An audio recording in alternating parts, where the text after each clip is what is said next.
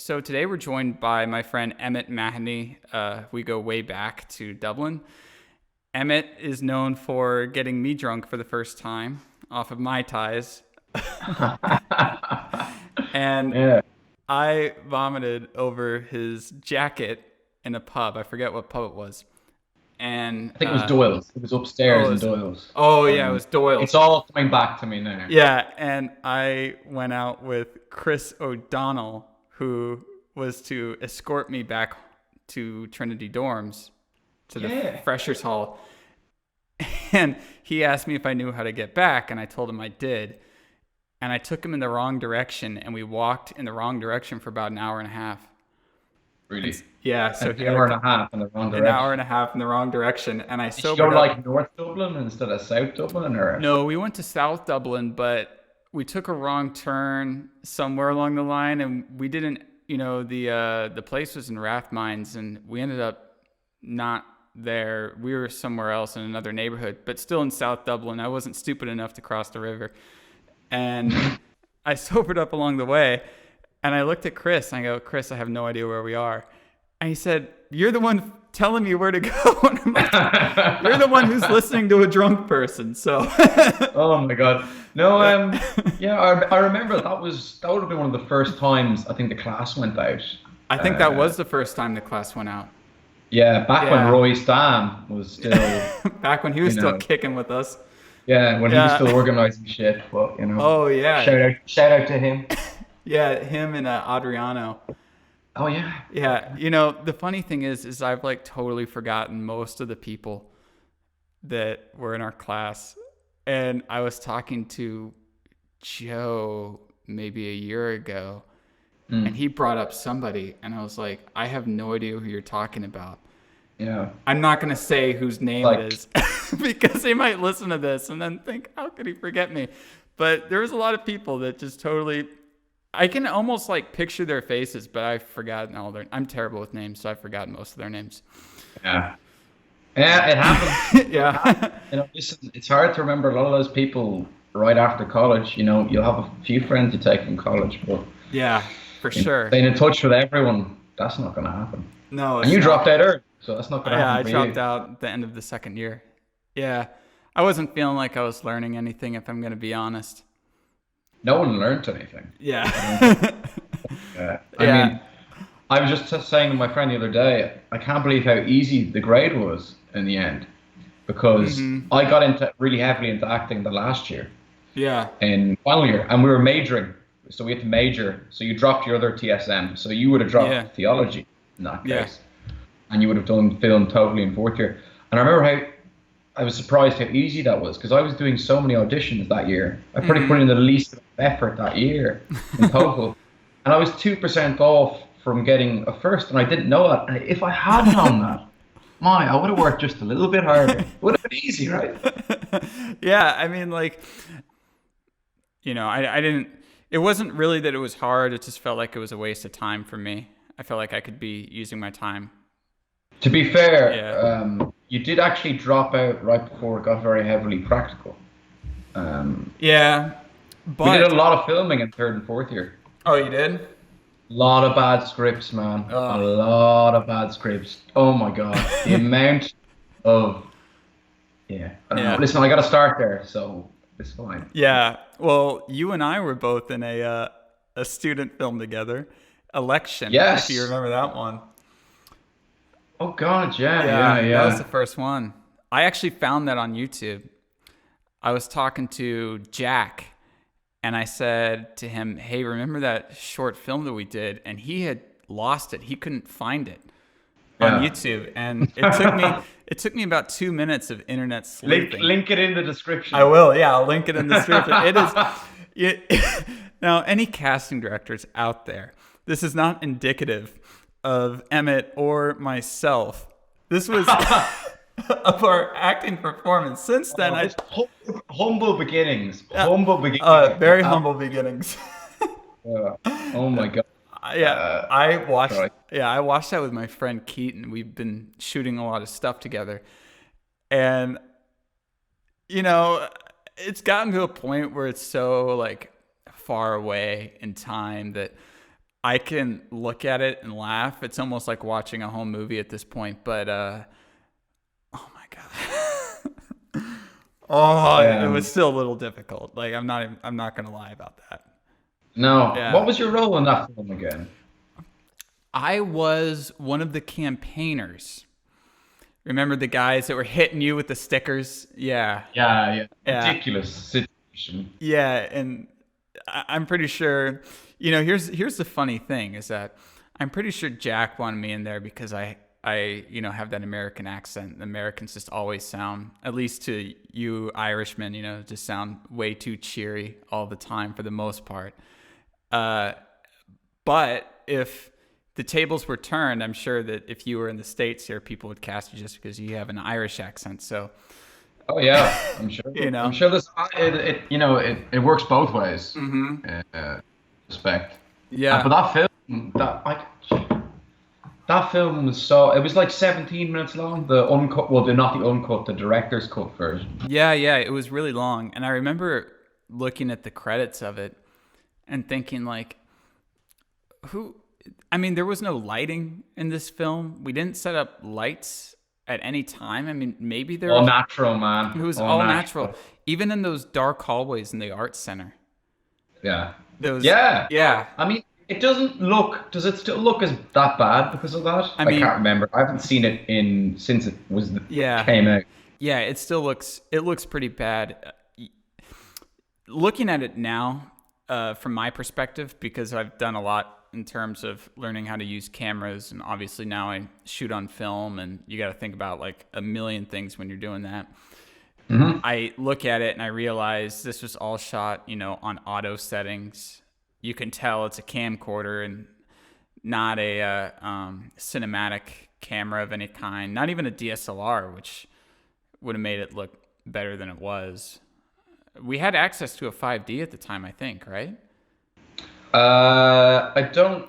I remember using it the year after, but I don't remember using it for that film actually. Yeah. Do remember using it in third and fourth year, where the quality was a lot better. It must be Yeah. said. The quality's better, but I mean, I have a 5D right right over here. Oh, sorry. I have a 5D right here. I used to shoot my YouTube videos, and it got to about maybe 2 years of using the 5D, and I realized I needed to move on.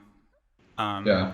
it's a good starter camera. Like it's something that you learn how to shoot stuff with, and it looks pretty decent. And if you're putting it on YouTube or Vimeo or something, no one's gonna watch it like on a big screen to the point where Right. they're gonna notice the differences. So Emmett, are you still in Dublin? I am indeed. Yes. Ah, okay. I've meant to come back to Dublin. I've like each year I go. I meant to come back to Yes. Dublin, Each but year I yeah, keep here. but unfortunately this year, my out of country trip is going to be going back to New Zealand. So I don't think I'll be able to go to Ireland this year. Close enough. Yeah, close enough. Hey, Yeah. they got similar accents to American ears, Yeah. Bizarrely enough. Yeah. Although, Yeah. I mean, I wanted to get out to America as well. well, you should definitely come to America. Yeah. Yeah. Now that Joe is over there as well, Yeah, he is. it's trying to get me over there. So I'd like to get over when I can. I do really like it over there as well. Yeah, he's over in Los Angeles right now. Hmm. Yeah, he bought was it a Mustang for $2,000? That guy just keeps getting out the cash. I'm always impressed by Yeah. how we can keep affording these things. It's crazy. Yeah, I really don't know, but this is coming from a person who spends tens of thousands of dollars on film equipment. But I still, drive a beat up truck. I guess it's just priorities. Hey, you got something. As we said, humble beginnings. Yeah. Humble beginnings. All right. Yeah. So one of my goals is to have a movie premiere in Dublin at like one of the film festivals they have there. I know they have the James. It's called the Audi Film Festival now. Let me just correct you. Oh, it's not Jameson anymore. Yeah, we can't incorrectly say that. Oh, obviously. okay. The Audi Film It's Festival. about to start as well. It's about to start for 2018. Okay. So I've meant to have a movie premiere there, just so I can go there, I can premiere it, And we had that one professor that would always just name drop and brag. I forget what his name was. The older guy about Oh, knowing. Justin? No, not Justin. No, the guy in Kevin, Asperger's. Kevin, Kevin. Was it Kevin? Kevin Rocket Man. Rocket, yeah, Rocket Man. Yeah. And he would like Yeah. name drop knowing Neil Jordan when he really didn't. Yeah. But No one bought that either. It was yeah, pretty cringy. No one but bought it the. was so cringy. And from that moment on, I wanted to have a movie premiere at the now Audi Film Festival and invite him. And then in my Q&A, talk about how I didn't learn anything at college and I'm a self-taught filmmaker. So sadistic. So sadistic. Well, like Lenny Abramson went to Trinity, but he did philosophy. So, Yeah. like they try to bring him back to do Q&As. We had one in fourth year where he did a Q&A for a room, Yeah. which is pretty, was pretty cool. But Q&As and are it was very, Q&As, you know? yeah, no, I know, but it was very honest actually. Yeah, no, Yeah. I'd agree with you. I know what you mean, but it was very blunt. Like I expected him to be a bit more, kind of not explain things fully because he can't. Yeah. But it was very good. But I mean, he didn't do film studies yet. He's the resident. Yeah, I He's know. called like the director of the course. I You know. know? And he's been that way for years. Yeah. Yeah. He's been that way for years, and I've never understood that because he was never on I mean, sometimes you would see him on campus, but he was really like I never never there. saw him apart from that. Really? Never did. I saw him one time. Never did. Saw him once. Yeah. All right. Yeah, I'm surprised they didn't like ask Jack Gleason or something to be the resident film person. At least he was there. Yeah, he was there. I mean, you would see him. Like, at least he was there. So, Emmett, what have you been doing ever since college? Well, at the moment, I am studying screen acting Okay. in a school called Bow Street Academy. Okay. It'd be quite well known then for producing a lot of the Irish screen actors. So when you turn on our two main channels like RTE or TV3 and the programming you see on that, you'd see a lot of actors from that school. That's pretty common. So it's kind of, I guess, a breeding ground for Irish actors for screen. There's quite a demand for it. Yeah, so just because almost all of my friends, people who are going to be listening to this, are American, could you name any of these Irish screen actors for them just so they can have that as context? I actually couldn't, no, to be honest with you. Like you should link the page. Okay. Link the school page at the bottom, because I mean I kind of recognize some of them, by face, but I wouldn't be able to name drop them for you. Like it's very small knit. Yeah, I mean, sure. there's one. I mean, for instance, the school's only been active for about 4 years, and Killing of a Sacred Deer. Oh yeah, that was in my top 10 movies of this last year, I would say.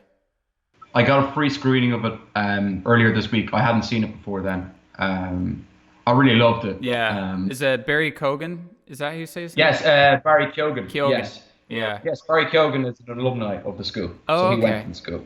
So he would be him and Jack Rayner. Do you know Jack Rayner? Yeah. The world famous Jack Rayner. The world famous Jack Rayner, yeah. They would be the two most famous people to come out of the school. So for American audiences, Jack Rayner is best known for Transformers 5, I think. It was the fifth one, right? But he was also but he was great in Sing Street. He was really great in Sing Street. Yeah, he was. And he nearly got the role for Han Solo. I think he was pretty close. Yeah. Well, it's going to be a flop, so maybe that wasn't too bad of a. Yeah, no, it's just a nice paycheck, but I think he's doing all right. Yeah. Yeah, exactly. But the school, that's the two most global alumni for a school that hasn't been around for any really great period of time. It's pretty impressive, I think. Yeah, and Barry Keoghan he has such a weird face. There's something about his eyes. I don't know what it is, but it's a little off-putting, but it really helped this character in The Killing of a Sacred Deer, like how almost I'm trying to find the right word for it, like naive yet cruel at the same time. This sort of, I don't know, weird clash. I mean, that movie though was off-putting to say the least. Yeah, no, I was in a good way. I kind of loved and hated it Yeah. at the same time. Because of the acting, the performances in those kinds of films are very austere or something. I don't know. That's kind of Lanthimos' style. Yeah, I know. Yeah. Yeah, it's just that because he'd done, was that his second English language film? Yeah, this is his second English language film. He did The Lobster before this. Yeah, like I'd seen Dogtooth. Yeah, and, Dogtooth. I knew kind of what to expect, but hearing it in English, is still quite new, I suppose. Yeah. Now, Dogtooth, that's another freaky movie. That's very actually strange. That may be his weirdest movie. Just as far as not as I don't know, maybe it's not his weirdest movie, but it's definitely his most unsettling to me, I would say, just because of the weird family dynamics, the weird sort of sexual dynamics in the film. I think it was the sexual dynamics that really kind of put me off. Yeah, no, it was very disturbing for people at the time when they saw it. Yeah. I mean, I think that's probably originally why I saw it. I was looking for up shit to watch. I watched it because of how disturbing people told me it was. And it wasn't as disturbing as people told me it was going to be. Like, I'm just going to put that out there. Like, the same people said Antichrist was going to be the most disturbing thing I'd watch. And I watched it and didn't really think it was that bad. There was a few scenes, sure, but like overall it wasn't that bad. And same with Dogtooth. You know, a lot of Dogtooth is pretty funny. Yeah. No, I mean, I thought parts of Sacred Deer were pretty funny. Yeah. They mightn't have been intentionally funny, but like I thought just the way they'd say certain things would come off as very funny to me. I don't know. I think I was the only one laughing in the theater though when it happened. So maybe it wasn't supposed to be funny. I think it's just that a lot of directors have a really dark sense of humor that a lot of people don't really pick up on. You know, like Kubrick, for instance, is kind of a master of like the really dark comedy, really dark sense of humor. But not a lot of people that I watch his movies with get it. They get Full Metal Jacket being a dark comedy, but they don't get like A Clockwork Orange or Barry Lyndon working as dark comedies, which they do. I think absolutely. Yeah. And I would laugh during some scenes in A Clockwork Orange because it's goofy. It's very goofy. I mean, it almost seemed because of his style. It's still very kind of cold, a very cold kind of movie. I mean, it could easily be camp though in the hands of the wrong person. Yeah, exactly. You know what I mean? But it doesn't come across that way, I think. Anyways, so let's talk about what we really came here to talk about. Let's after that big segue. Let's get down to business, right? Yeah. So getting into screen acting and theater acting, and both you and I have had experience in both cases. I started off in theater and then went to film. So, you know, it is a very different way of acting. Mm-hmm. You know, it's a lot more nuanced. Yeah. Well, the main difference, it seems to me, just because I'm only studying screen acting. Yeah. Same here. School that it's totally focused on that. And I remember at the start of the year, the course director saying, we'd rather, if you got work, we'd encourage you to work while you're doing the course because, you will always learn more on a set than you will in class. But if you get theatre work, we'd only advise you to take it if you get like a lead. So something that would, actually put you into public eye. Otherwise, they said they discourage it. Like that doesn't really stop anyone anyway. There's still a lot of people in the class who are doing theatre work as we speak without being the lead in it. But they said because if you do theatre work after investing so much time into screen and learning about screen, they said you were going to undo a lot of the learning you've done so far, which sounds a bit ridiculous, really. But I sort of know what they mean now. It seems the main thing that I noticed with screen acting is you have to rely more on yourself than the actual script. It's a lot more, the onus is a lot more on you than it is in theater. In theater, you're working with someone who's, you know, written this large segment of words and very, very precisely, so that you can say things at a certain point, and you know all the commas are there for a reason, and all these very distinctive things that are completely necessary in their mind and in the director's mind in theater. But in film, you're relying a lot more on your own character creation rather than the words. You know, the words are they're a very small part of the puzzle in film. You know, and you see when people talk about great screenwriters, it's one thing I've noticed is that they're often also playwrights as well. So Aaron Sorkin would be the most obvious example. Aaron Sorkin started off as a playwright. A Few Good Men is a play. Yeah, and David Mamet as well. Yeah. David Mamet, yes, yeah, probably the most famous example. And you know he's also responsible for creating his own acting technique, which is pretty popular, particularly in the States. It's called practical aesthetics. That would be a pretty popular way of learning acting. But I digress. It seems the onus is just more on the actor, and a lot of the rules you can apply, there are a lot of techniques you can apply in theatre you can't apply in the screen. So I don't know. You said you did a bit of theatre, which I didn't actually know. Yeah. When I was like 18.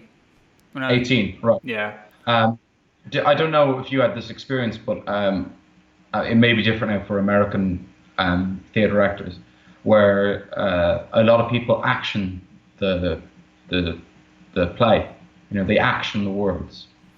So it's a very old, you know, Stanislavski kind of technique, where you did it, did you? Yeah. Are you talking about how you use your body language to sort of accentuate ideas, or No, not necessarily. No. I'm actually talking about the intentions. So in theater, it seems very common for people to write the intentions over certain lines.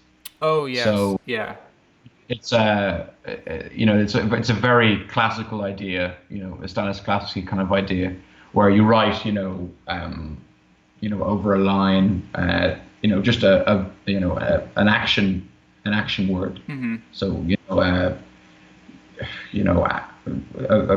verb that will just describe what you're going to do over this line.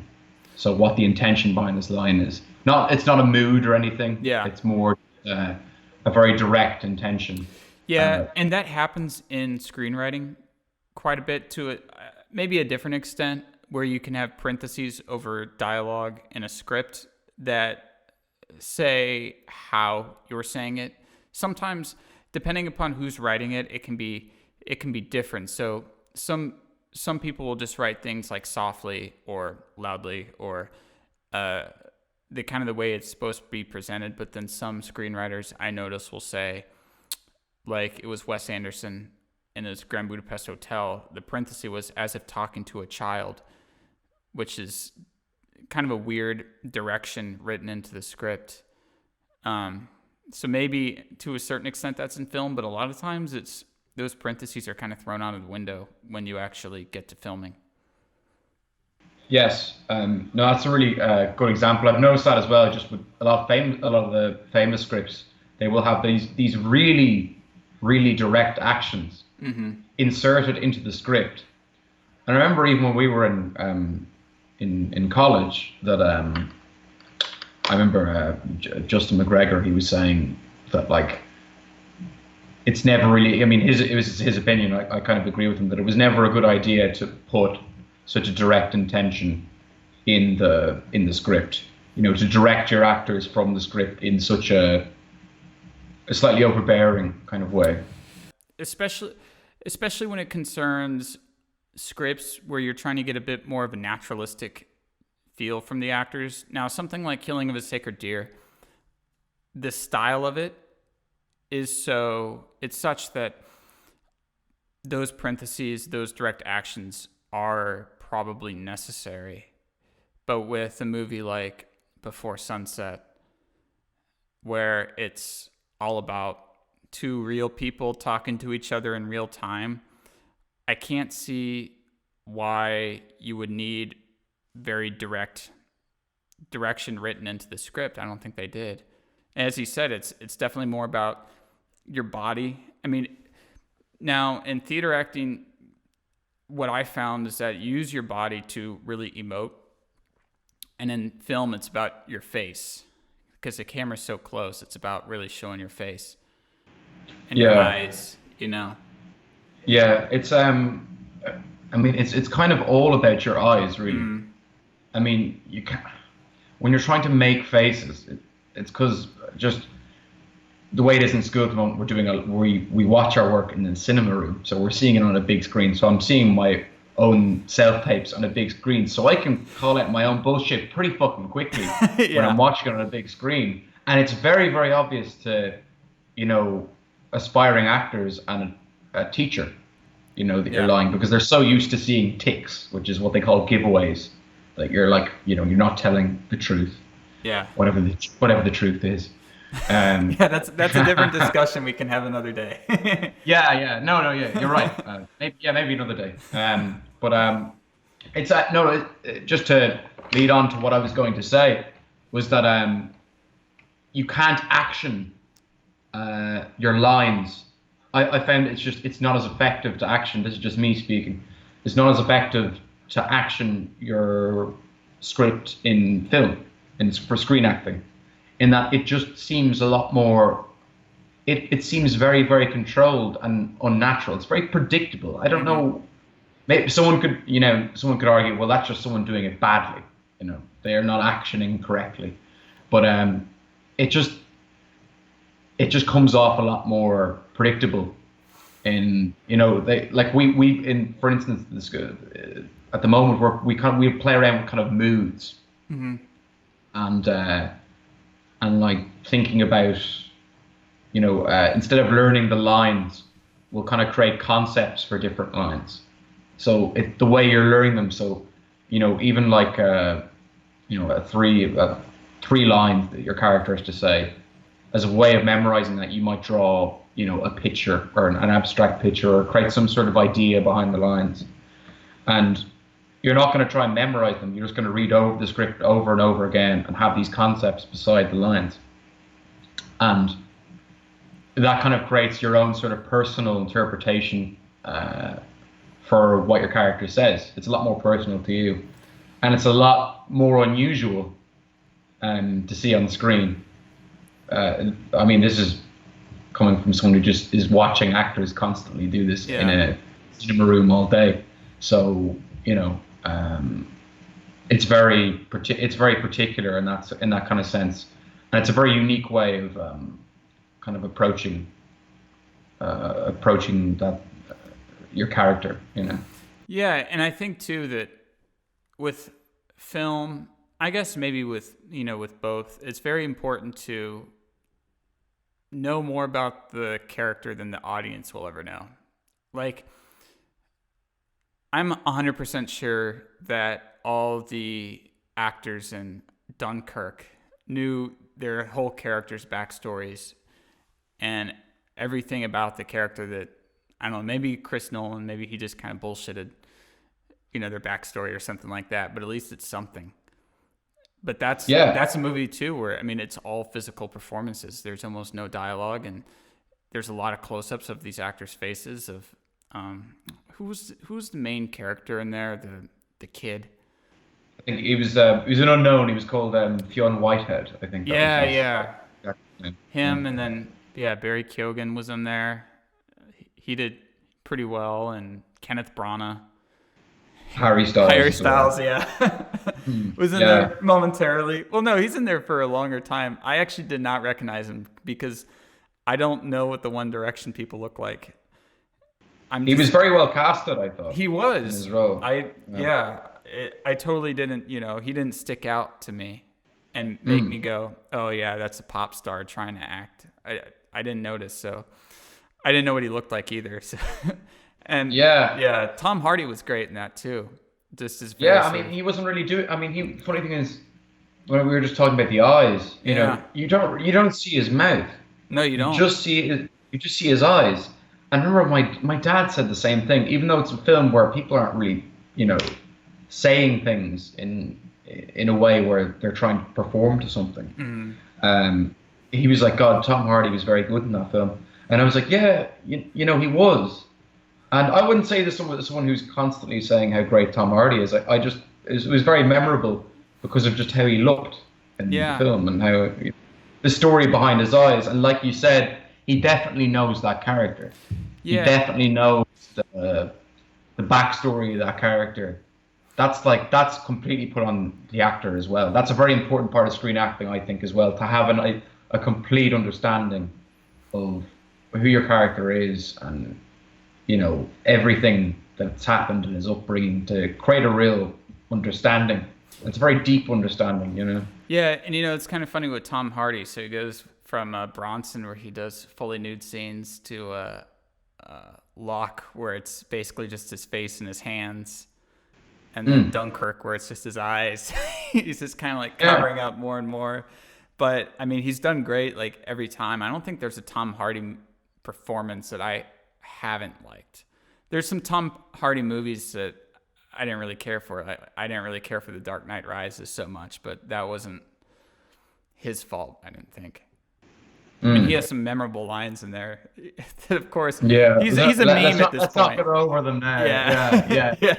That character's a meme. Yeah. Right. The one. But it'd be unfair to judge on a superhero movie, wouldn't it? Yeah. Even the one I thought actually that film was quite good, but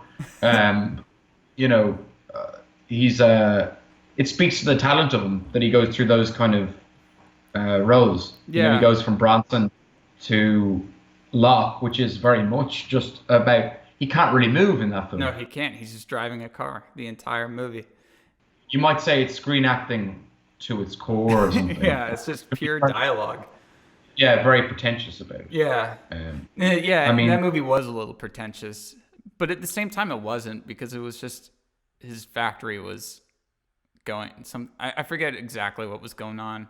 That's kind of those movies where the story I don't think mattered so much as the mood. Yeah. Yeah, because something was going on with his factory. It was shutting down or something went wrong, and he calls Tom Holland as one of the people he talks to. Actually, yeah. Oh yeah. Wasn't he? Yeah, the one example I can think of, just in terms of, so to stay on, if we're going to try and stay on topic, how an actor can use their eyes and activate their eyes in a film.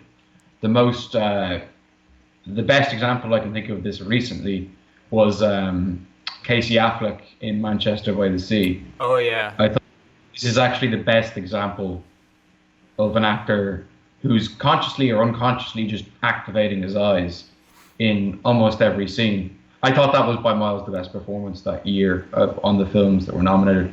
I mean, he's very good anyway, I think, but he's it's just his eyes always tell the story, even if he's just trying to say something. His eyes will always, Yeah, I really loved Manchester by the Sea, and it's a pretty good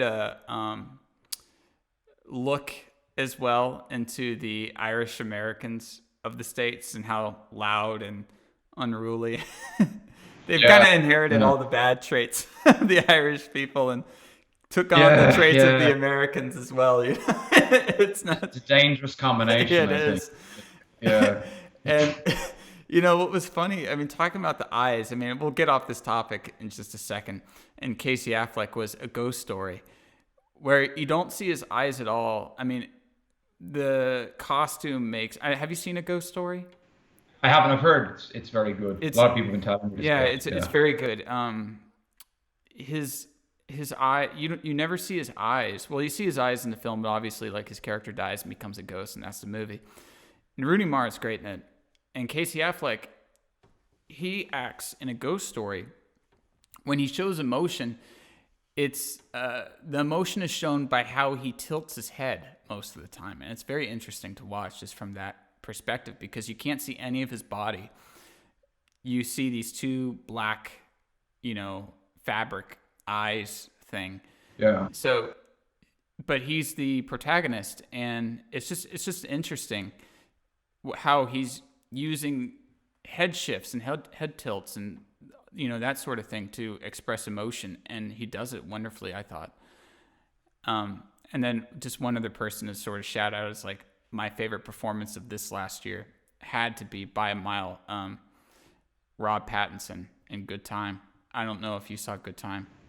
I haven't seen it, no. Okay. He's amazing in it. So is it out yet here? Is it been out a while or? Yeah, I have it on Blu-ray, so it should be. Oh, okay. Yeah, right. It should be out in Ireland. As far as the Best Actor nominees, because the Oscars are coming up, I'm not going to watch the Oscars. I never do, but I just see who won the day after. Are you a fan of any of the performances? Yeah, I really love Daniel Day-Lewis in Phantom Thread. I haven't seen Phantom Thread yet. I'm going to see it tomorrow. Okay. Yeah. And Timothée Chalamet. Chalamet. Yeah. Have you seen Call Me by Your Name? I have. I've seen it 3 times now. Oh, okay. So you like it? I do like it a lot. Yeah. I hadn't read the book or anything. It wasn't. It wasn't something I was really expecting to love the way I did.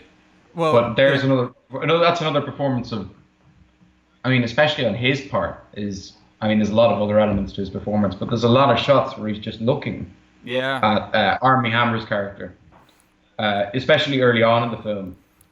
There's, the shots of him just sort of leering at him, and it tells a story very, very early on of what's going to happen without, all these words being said, and it is very much, his eyes, which just give that kind of segue into the character. Yeah, and I thought it was very interesting how, and this is really credit to the screenwriter, but the story is told that before the romance begins, they really don't talk about it forthright. It's never they're never blunt about their feelings. They kind of dodge it and talk around it. They beat around the bush like the whole first half of the film. And it just feels a lot more natural, I thought. And all the actors in there, I thought, did an incredible job. Michael Stuhlbarg as well, with his role as the father. I mean, fantastic. Yeah. Yeah. I mean, I after that, his big monologue near the end of the movie, the first thing I thought was, oh my gosh, you're going to see this monologue performed in so many acting classes now. Oh, yeah, I know. Yeah. I know. I mean, we're already in school. I'm already thinking it's going to be done. Yeah. Maybe even at the showcases, it'll be done. Oh my gosh. Because it's written really well as a monologue. And I mean, Stuhlbarg. It's fantastic. Yeah. Fantastic. It is. Yeah. You just can't deny it. Yeah. Can't deny that kind of writing. And see, I didn't really think I was going to enjoy the movie so much because obviously I'm not in the demographic of the film, but I really did enjoy it. And also the cinematography of the movie I thought it was beautiful. It's a very talented director. I've liked Luca Guadagnino. Yes. Guadagnino. I wasn't going to butcher his name there and try and pronounce it, so I'll let you. Yeah. I really liked I Am Love. I haven't seen his other movies. A Bigger Splash. I thought those were really good. But I mean, this was the best. Yeah. It was like a culmination, I suppose, of his work. And it's obviously from a guy who really understands actors. He really kind of wants to get to the truth of the story. Well, that he doesn't audition actors, right? Yeah, I know Timothée Chalamet actually got offered that role when he was 17. Yeah. He was supposed to be as old as the character in the book. He's 22 now, but he was 17 as the character is in the book and in the film. Yeah, he was 20 when they shot it. I mean, Army Hammer is supposed to be 24 in it, which he is Yeah. not. No. So the age thing is, I mean, it's kind of irrelevant, really. Uh, but yeah, no, he just sort of he's another person who just kind of knows what he likes, and you know. Yeah, and you definitely see that with some of the bigger name directors or the more experienced directors who have the movies going for Oscars right now. That it's obvious that they really know what they like. Paul Thomas Anderson. I don't think he's ever made a bad movie, in my opinion. I know some people really didn't like Inherent Vice, but I read the book, and even though it's it strays away from the book, but if it was just like the book, it would have been 5 hours long, Yeah, and it would have made less sense, I think.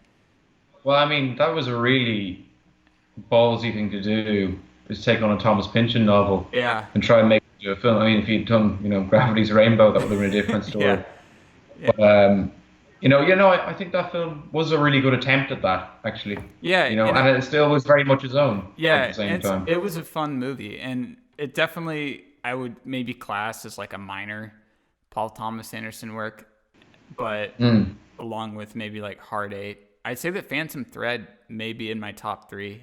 I'm not sure though, because I love all of his movies, and it's really hard to sort of equate them with each other because he does very different things with each film. I really like that in a director. Did you? How would you say it would win Best Picture? I don't think it's Not gonna, that it matters, but let's just say for argument's sake. So yeah, so I can kind of like list off my like favorite movies of the year. And number 1 has to be Phantom Thread. I gotta say. Okay. Yeah, and my number 2 movie is probably A Good Time. And then maybe like Dunkirk. I saw Dunkirk in IMAX, and I thought that was spectacular. I saw it in 70 millimeter. Oh man. In the IFI, it was great. I didn't get the chance to see it in IMAX just because of it was kind of going to choose to see whether I would see it in IMAX or whether I would see it in 70 millimeter. And believe me, it was still just as visceral seeing it in 70 millimeter. Oh my gosh. I mean, that film definitely shakes you and grabs hold of you. I saw The Master, Paul Thomas Anderson's movie. I saw that in 70 millimeter. That was amazing. Phantom Thread. So there's a really interesting thing with Phantom Thread that Paul Thomas Anderson did, which is he shot it in 35 millimeter and then he blew it up in post to 70 millimeter, because now I'm probably one of the few people my age who like really loves researching Kodak stocks. But anyways, so the Kodak. Everyone has a hobby, man. Don't be ashamed of it. So the Kodak, the Kodak Vision 3 stocks, which is their newest stocks, are incredibly sharp. Like the 35 millimeter stock is super sharp, and sometimes it's too sharp in a way for a lot of filmmakers, because obviously if you want a movie that's going to emulate the films of the 20th century, where Phantom Thread is emulating the movies of the 50s, it's kind of Hitchcockian, or sort of, it's somewhere in between like a Hitchcock and a Max Ophuls film, I would say.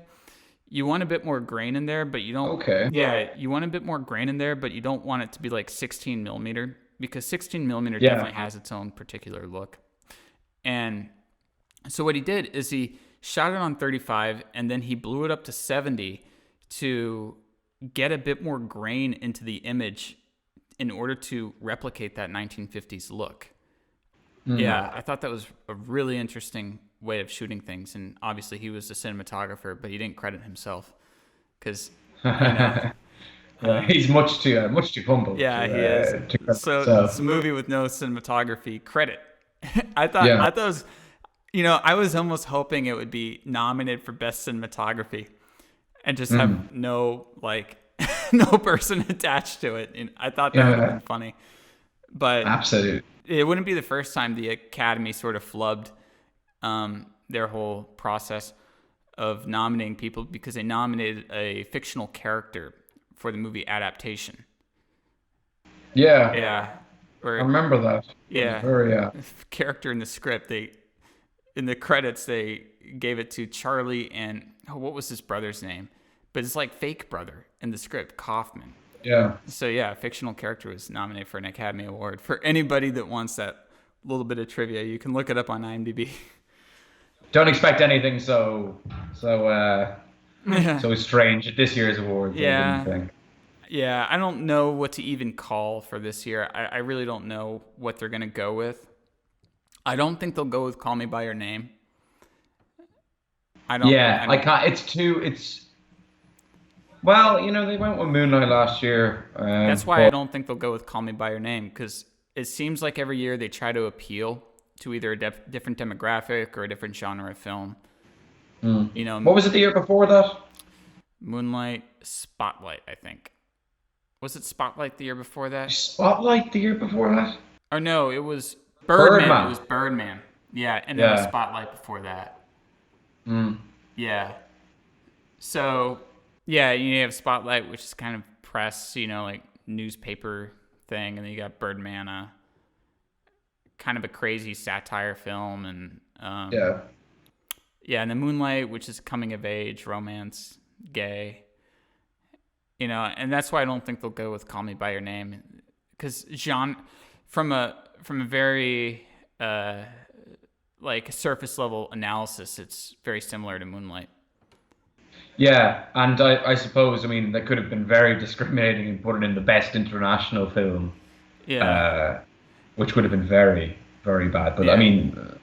I'm hoping as far things as like that have been yeah, done before. I'm hoping as far as best foreign film. The only one I've seen, but I really did like, was The Square by Ruben Östlund. Yeah. Yeah, I really like I that. haven't seen that. I haven't seen that. I might get a chance to see it at the film fest, maybe. Yeah, it was pretty good. I saw that at the Draft House when I was living in Austin. Mm. Yeah, so, You were living in Austin? yeah, for 2 months, I was working on a show there called Rebel Without a Crew, which is Robert Rodriguez's new show. Okay. Yeah, All right. it should be fun. I don't know how much I can say about it right now, but I think it airs. Yeah, it's just one of those, you always have to sign the NDAs and do all that kind of stuff. I probably broke some of the NDAs from my school, I think already.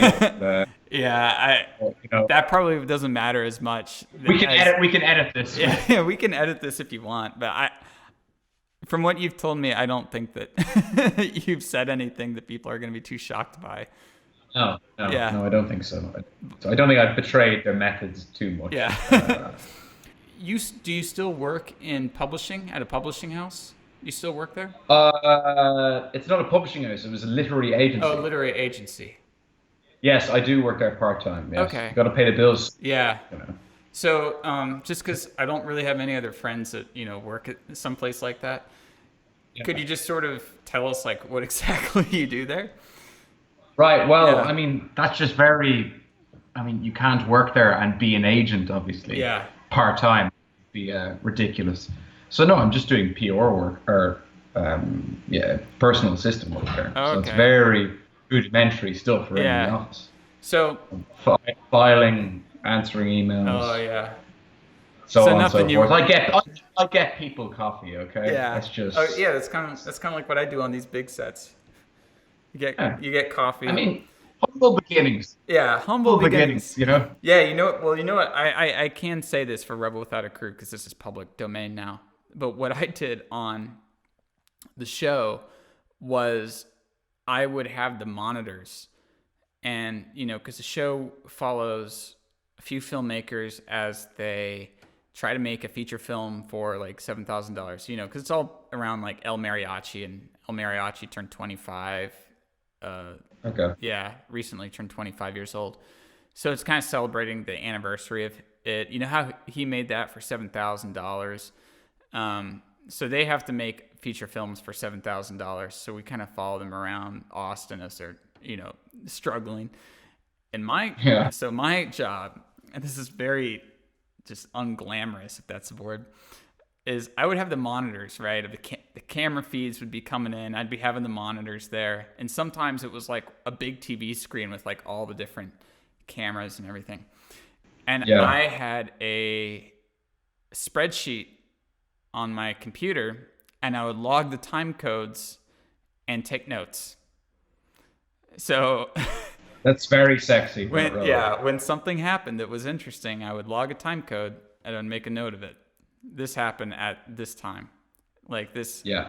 hour, minute, second, millisecond, whatever, on this camera. Like it was made so it was like time code, which camera, and then what happened. And then if it was particularly interesting that the executive should see, I would highlight it. Right. Yeah. It was. Okay. It was, humble beginnings. Humble beginnings. Listen, Yeah. we're still young. It's very humble beginnings, Yeah. So We can't all be Jack Rayner. It's, it, that's not so humble beginnings. Jack Rayner, if you're listening to this, or if you do listen to this, you are welcome on the show. Yeah. Yeah, you can tell us. Link is in the description. Yeah, you can tell us. You can tell us how you did it. I really want to know. Yeah. Hey, grafting is another part of it. It's something that you probably wouldn't you probably wouldn't think much of, just people's determination to do so many auditions a week if they can get them. But people who just work hard. That's the thing. I mean, I know people from my school, the ones who are doing the best. They might necessarily be technically the best, but they're the ones who worked hard. They did the most. They worked the hardest. They did the most. They did the most self tapes, which is a totally new technology we have in the last 3 years. I don't know in America if it's that popular, but in Europe it's very popular to do self tapes. It depends upon what city you are in America. So in LA, it's still very popular to do the walk-in auditions. Yes, In Atlanta, self-taping. Hence the moving to LA and moving to Atlanta. In Atlanta, it's all about self-tapes. Really, like, they prize self-tapes. But the thing that I don't like about self-tapes is you don't get any kind of one-on-one connection with the director or the casting director. And it doesn't allow for the casting director, the director, whoever's there, to give you direction, because sometimes when you're performing it in a self-tape, you don't exactly know what they're looking for. And when you do a walk-in audition, they can kind of direct you and get what they want out of you, and just showing that you can be directed as well. I mean, we should do another thing, a podcast about audition technique. Yeah. Because that's a whole other subject on itself. Yeah. Not even just like the physical side of managing nerves, but the performance side. Like what you just said about like knowing what the director is looking for. I mean, speaking for myself, I'm never going to know what he's looking for in that first audition. I can only do my own, bring out my own self-expression of that scene. That's all I can offer to them. And by doing that, you're going to give them something they haven't seen before. If it's completely authentic to you, I mean, it could be completely wrong, and it could be completely not what they're looking for, but it's the kind of thing that will make casting directors notice, just by definition, because it's not the same as the last audition they saw. Yeah. And amazing, even with acting being such a competitive industry that it is, and by God, it's competitive. There's still so many people who go into auditions and, person after person, actor after actor, they do the same performance, and it's just because they see the script and they already have an idea of how they're going to play the scene. Yeah, it's the first instinct, Yeah, that's a first instinct, and that's another thing I've noticed with screen acting. Can be very obvious if you're doing it. And to those listening, I mean, that sounds, it's not really very helpful, what I'm going to say after this. I can't really explain to you how that's obvious when you're watching it and going, he's clearly thought about how he's going to play this, because, you could say, well, you're just assuming that or something. Yeah. But there's something about it, especially when I watch it and people I know watch their self-tapes, it just plays differently when you have a preconceived idea. But the idea of letting things happen and trying to just completely demask and bring out whatever your self is into the scene, that's what people call natural or easy or unique, and that's where a good performance comes from, I think. Even if it's wrong, with the director's intentions. We're getting pretty late here. It's going on pretty long, so I guess we can kind of wrap up the. We can still talk after the recording. I'm just saying that. Well, having people like listen to us for an hour. I mean, it's been an hour already, but having the eager listeners listen to us for only an hour. Only an hour. That's right. I mean, Joe Rogan goes on for 2.5. Listen, we'll work up to that. We'll need more of these. And, yeah, exactly. Get the Peter Mahony experience. Yeah, with all my I'll have my own Jamie, and I'll have Jordan Peterson on 4 times, and it's been on already, man. I'm surprised. I'm before JP. I mean, that's pretty cool. Yeah. And, but anyways, so I just kind of talking about actors and really like these characters, and this is backtracking back like 30 minutes probably. I really do enjoy collaborating with my actors and sort of shaping things, because I'm one of those people that I'm never really quite satisfied with what I have, no matter what I make, especially if I write something. I'm always thinking about how to make it better, and sometimes just the best way to know how to make it better is to have the actor say it, and then you kind of goes off in my mind like, I think it'd be better if he said it like this, or I go, let's just take this scene but extend it out further and see kind of where that leads us, going off the page just sort of as an exercise and understanding the characters. I think that can be really hard though for actors, because I know Robert Altman did stuff like that where it was that people just had to really understand their characters and just constantly continue with no dialogue to go from, but the cameras would still be rolling. Yeah, and it's funny. I mean, it seems it's kind of last minute for me to bring it up, sort of the end of what we're doing. But for actors to do that, I mean, it's actually quite a lot of bravery to do that when you kind of know your character really well. Because the more you kind of dig in your character, you find it's the character is you. The character is just an illusion. Yeah. It's really you. You're seeing me. You're seeing you. It's not some. You're not deluding yourself into thinking you are another person.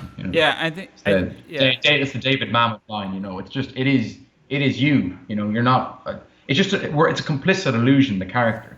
So the more you go into you, you'll find out more about yourself, and there can be quite a lot of resistance to that initially. Even for someone who's not me, like I'm an inexperienced actor, but for someone who's experienced, I'm sure they come across similar things, and it'll make them better in the long term. When you take a role, if you take the role, it's usually because you can see at least some part of yourself in there, and that may be why a lot of actors love taking like these kind of psychopathic or evil roles, because it is a side of ourselves we're not really allowed to express. Like Patrick Bateman with American Psycho. It's not exactly like you can express that just in public. No, but I mean, he's like, I think Bret Easton Ellis said at the time, I remember reading it somewhere, that like the reason, because that role was really highly competed for, so like a lot of people wanted that role, but it's because he said it's probably because it was a mix of narcissism and psychopathy. Yeah. So they got to show off the two sides they want to show off the most. Yeah. I mean, he's being slightly unfair, but well, maybe he's being very truthful about that. I mean, it's kind of like for a young guy, you think it's quite a glamorous thing to do, and I suppose it is.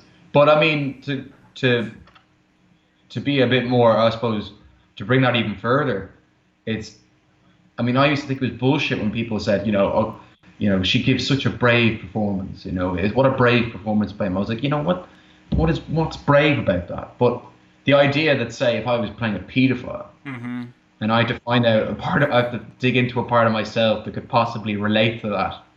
That's quite authentically, and not in a kind of bullshit way. That's quite a brave thing to do. Yeah. Like that is, and to show it on camera, which is the most eagle-eyed vision people could have of you, the camera. I still feel weird about seeing myself on camera. Oh, yeah. You know, even I just, can't even watch just myself. talking to you on this, even just talking to you on this, like, you know, I can kind of see myself, and it's still kind of weird. You know, and like that's coming from someone who's been watching myself on a big screen for quite a few months now.